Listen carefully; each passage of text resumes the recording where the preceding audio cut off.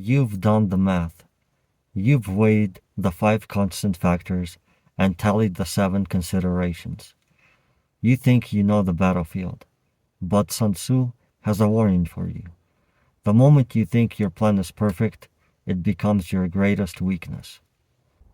This lesson is about adaptability. It's the transition from cold calculation to the living game of war. Sun Tzu's core message is simple. Don't lie to yourself. If the situation on the ground changes, your strategy must change with it. If you are too rigid, the enemy will read you like an open book. In the 2022 through 2026 Ukraine context, early in the invasion, the Russian military followed a rigid, scripted plan, the Kabul 1979 model, expecting a quick collapse of the government. When the reality didn't match the script, their inability to adapt led to disaster. Conversely, Ukraine's defense has been a masterclass in flexibility. They shifted from conventional defense to guerrilla tactics, then to drone-led trench warfare, constantly rewriting their playbook as the technology evolved. Sun Tzu famously says, "All warfare is based on deception. If you are strong, look weak. If you are close, look far." Why? Because an enemy who is confused is an enemy who makes mistakes. First, weakness feeding arrogance. Sun Tzu says, "Pretend to be weak, that he may grow arrogant." We see this in the baits used in modern electronic warfare. Ukraine has used high-quality wooden decoys of HIMARS launchers to entice Russia into wasting expensive cruise missiles on fake targets. By seeming exposed, they tricked an enemy into a wasteful and arrogant display of power. 2. Attack where he is unprepared. Sun Tzu says, "Appear where you are not expected." The 2022 Kharkiv counteroffensive is a classic Sun Tzu move. Ukraine made a loud, public show of preparing an attack in the South Kherson. While Russia moved its best troops to meet them there, Ukraine struck a lightning blow in the northwest, where the lines were thin. They appeared exactly where they were not expected.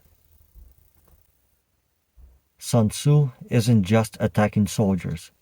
He's attacking the enemy commander's temperament. If he is angry, irritate him. Small drone strikes on symbolic targets don't always win territory, but they can provoke an enemy into rash, emotional retaliation that exposes their flank. If he is taking his ease, give him no rest. This is the war of attrition we see in 2026. Constant, small-scale pressure that prevents the enemy from ever feeling secure enough to rotate their troops or repair their gear. The most dangerous lie is the one you tell yourself. If your intelligence says the enemy is stronger, evade them. Don't let pride dictate your strategy. A good commander sees the world as it is, not as they wish it to be.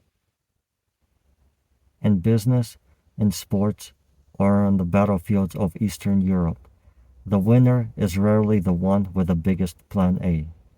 The winner is the one that can switch to plan B before the enemy even realizes plan A has failed. We've arrived at the end of this lesson.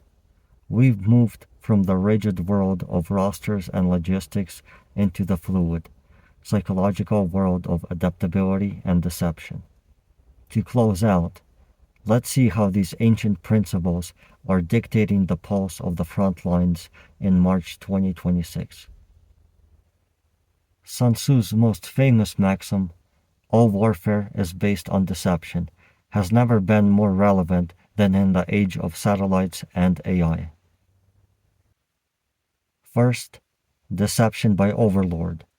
Sun Tzu said, "When able to attack, we must seem unable. In early 2026, we see units using electronic signatures to make a single squad look like an entire battalion on enemy's radar. By creating a forest of fake signals, they force the opponent to waste expensive missiles on ghosts, while the real force moves in silence. Second, the bait and the crush. Think of the high-fidelity decoys being used today. High-quality inflatable tanks and wooden HIMARS aren't just dummies, they are baits. As Sun Tzu advised, hold out baits to entice the enemy. When a Russian unit reveals its position to strike a wooden decoy, it is immediately crushed by the real Ukrainian artillery that has been waiting for that exact moment of exposure.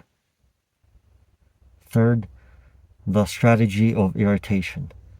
We see Sun Tzu's angry temper principle in the frequent drone strikes on symbolic targets deep inside Russian territory.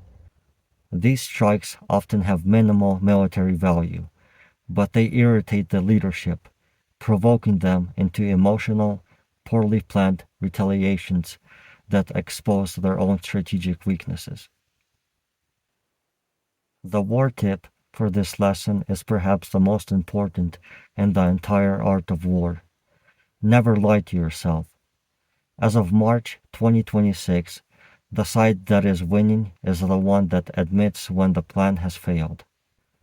We saw this when Ukraine pivoted from large-scale maneuvers to small unit drone warfare once they realized the terrain had become too transparent for tanks.